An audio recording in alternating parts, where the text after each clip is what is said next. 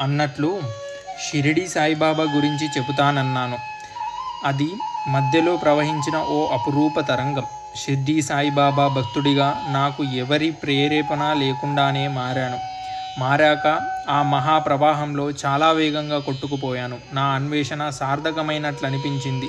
షిర్డీ వెళ్ళి ఆయన సమ్మోహన రూపం చూసి దుఃఖార్తితో పులకించిపోయాను. అనిష్కల్మష వాతావరణానికి ఎంతగానో ప్రభావితుడినైపోయాను. ఆయన జీవిత చరిత్ర పారాయణం చేసి చలించిపోయాను. అలా ఎన్నిసార్లు పారాయణం చేశానో లెక్కలేదు. నాకు వేరే ప్రపంచం కనబడడం లేదు.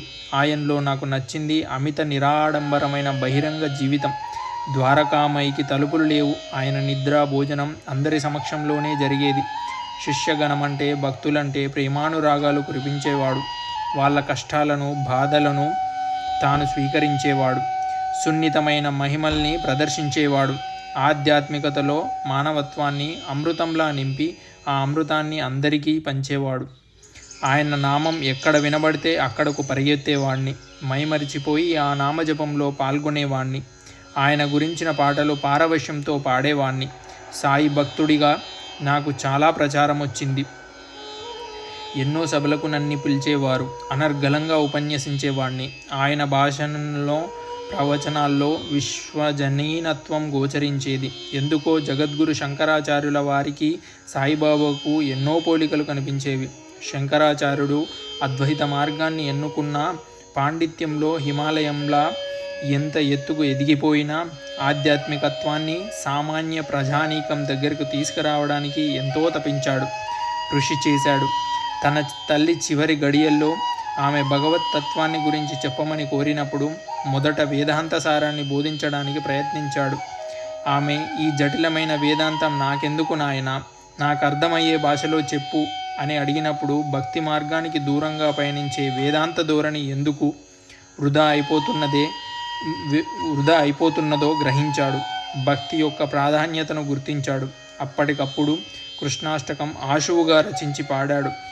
ఆ మధుర భక్తి పారవశ్యాన్ని అనుభవిస్తూ ఆమె తనువు చాలించింది.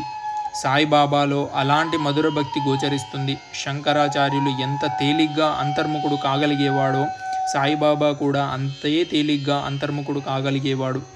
శంకరాచార్యుడు తాను శైవుడని అందరూ అనుకుంటున్నా విష్ణువుని ఎంతో ప్రచారం చేశాడు. విష్ణు సహస్రనామం మీద అత్యద్భుతమైన భాష్యం రాశాడు.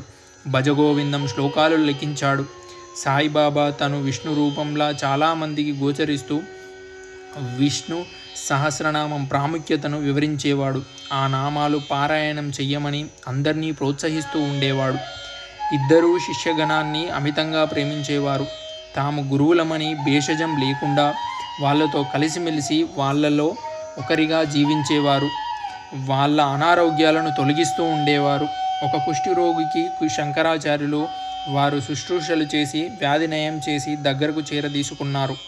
అలాంటి సంఘటనే షిర్డీ సాయిబాబా జీవిత చరిత్రలో కూడా ఉంది. శంకరాచార్యుల వారు తమ శిష్యులకు, ఇతరులకి కూడా వ్యాధులు నయం చేసి ఆరోగ్యాన్ని ప్రసాదిస్తూ ఉండేవారు. అలాగే షిర్డీ సాయిబాబా శంకరాచార్య శివుడిని, విష్ణువును సమానమైన భక్తితో చూసేవారు. అలాగే సాయిబాబా ఇద్దరూ తమ భక్తులకు అందుబాటులో ఉండేవారు. ఇలా చెప్పుకుంటూ పోతే ఎన్నో సామీప్యాలున్నాయి. అన్నిటికన్నా ముఖ్యం ఇద్దరికీ విపరీతమైన దేశభక్తి. ప్రజల్లో జాతీయ భావాన్ని పెంపొందించడానికి విపరీతంగా కృషి చేశారు.